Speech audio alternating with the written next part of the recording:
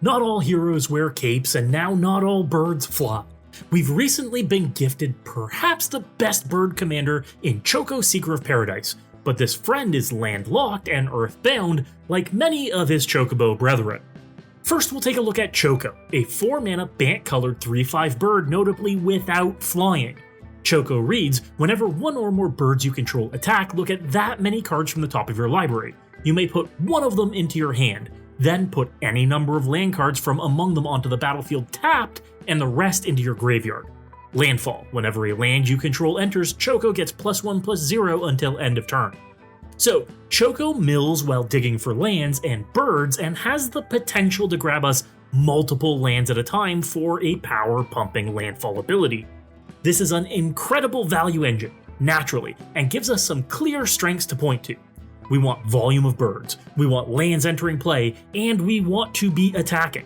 But of all the many birds in Magic, which ones make the cut? Should we be including utility birds like Nimble Obstructionist? Should we be including non-bird enablers like Tawnos the Toymaker? Should we be including flying synergies like Saphara Sky's Blade? Before I get into the build, be sure to hit that like button. Let me know your favorite bird creatures in the comments and subscribe to the channel to never miss a brew. I said it off the top, but new birds don't fly. It's not just Choco, but it's all of the new Chocobo birds that are really good, like Saz's Chocobo, Ambrosia Whiteheart, and Bart's and Boko, all providing great utility while also scaling off of landfall like Choco does. Even some older birds like Owlbear Cub don't have flying either, but still make a massive impact on the board. And there are new Chocobo bird tokens that scale the same way, as made by Geishel Greens or Chocobo Racetrack, but lack flying too. Who needs flying when landfall triggers scale a bird's power significantly higher than any flying-only Anthem would? And that's why I'm confident that the best way to build a bird deck now is to focus on birds as a creature type rather than creatures with flying. There are some flying-only synergy birds like Steel Plume Marshal, Warden of Evos Isles, and Jackdaw Savior that work well with some of your deck, but not all of your deck, and that's the trap I see people falling into. Why not ensure all of your synergies affect all of your creatures? This is where we look at more widespread buffs for birds like Patchwork Banner, Banner of Kinship, and Murmuration as ways to buff all of your birds at once on the ground or in the air. Soulcatcher's Airy is one of our earliest and longest lasting board-wide bird bumps too, getting better and better the longer and longer the game goes on for the more and more of our birds die over time. But classic Kanji Airy Keeper works well here too. With all the ramping we'll be doing, it's our ideal curve topper with that 2x kicker to buff all of our birds. This is the deck's Craterhoof Behemoth while still capitalizing off of all of our synergies. Other legends that buff our birds includes Castle the Windcrest and Guaher the Windlord, giving our birds counters, bringing them back from the yard, or giving them vigilance. But just going on birds alone isn't enough to get us a win. We need to be focusing on landfall for synergies. Synergies like Ride the Shoepuff and Felidar Retreat to buff our birds even more and get counters on them in order to let a Chocobo Knights give them all double strike too, resulting in a big beautiful burst of damage and turns where you suddenly have 7 power vigilance double strike birds attacking opponents. Ramp has to be the name of the game with multiple landfall triggers, so including the standards of Forsake, 3 Visits, and Nature's Lore, along with Cultivate, Kodama's Reach, and Harrow, and even Entish Restoration, Explore, and Growth Spiral to get more and more lands into play and scale up our birds. This goes even harder with Traveling Chocobo letting us play lands or birds off the top of our libraries and doubling up on triggers from lands or birds entering the battlefield, meaning we can get out of control incredibly quickly.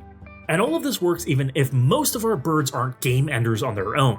Birds of Paradise, Cloudfin Raptor, and Gilded Goose certainly can be with a few of these triggers.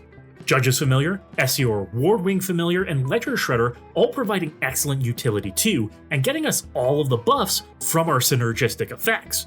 While Plumecrest Escort and Salvation Swan help us get great utility and protection for our flock of fiends.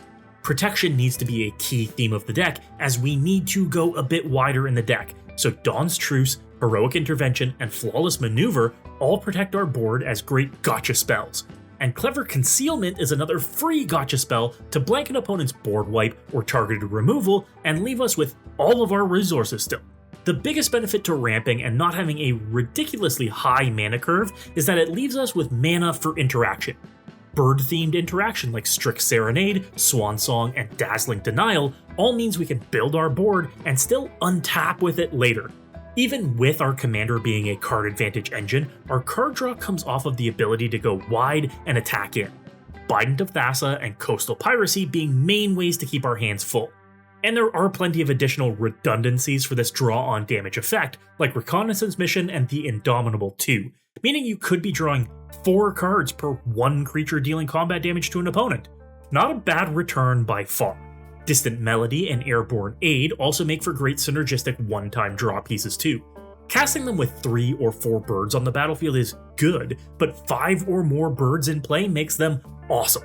Since we are a creature-based deck, I've only included 2 board wipes. Supreme Verdict, for when you absolutely need everything gone, and Raise the Palisade, so you can choose bird and ensure you've got a clear path to your opponent's faces. I've managed to sneak in some fun additions too, like Reflections of Littjara, as we don't have a large saturation of bird creature cards in our deck. An enchantment like this gets us twice as much out of them. And I've spared no expense when it comes to the deck's mana base either. While the deck contains no expensive game changers to keep it bracket 2, I've included Sparus Headquarters, Shocklands, and 3 Tree City to ensure we have the best of the best lands in the game. If we're getting them for free from our commander, we might as well make them awesome. If I were to scale up this deck a little bit and move it from bracket 2 to bracket 3, I'd go harder on lands. Field of the Dead and Gaia's Cradle are both free value in this deck, and Teferi's Protection would make another excellent game changer gotcha spell if you want to scale up even further. What do you think of the new Chocobos, and is Choco the best bird commander ever printed? Be sure to share your ads for this deck in the comments and share your deck lists too. You can check out my full deck list right now, linked in the description at my sponsor, MOXFIELD. MOXFIELD is the best deck building platform in the world and makes it easy to build decks and search for specific cards with their powerful tools. Be sure to check out my brews on my profile today. If you want to pick up any singles whatsoever, go to Card Trader. Use my promo code MECHANIC right now to get 5% off your order from any TCG. Card Trader's Zero system means you can get cards from all over the world with only 1 shipping fee. Save money and time today. If you're looking to sell off your Magic cards, go to Card Conduit. They are hands down the easiest way to sell your individual cards, without the hassle of traditional buy listing. They'll give you top dollar while handling all of the heavy lifting, from sorting to grading to optimizing your price across a huge network of vendors, and they'll give you cold hard cash for it. You can use the promo code MECHANIC right now for 10% off of all fees. If you were inspired to brew today, you have to hit that subscribe button. Check out this other brew on my channel now for more sweet deck techs. And as always folks, good luck and have fun.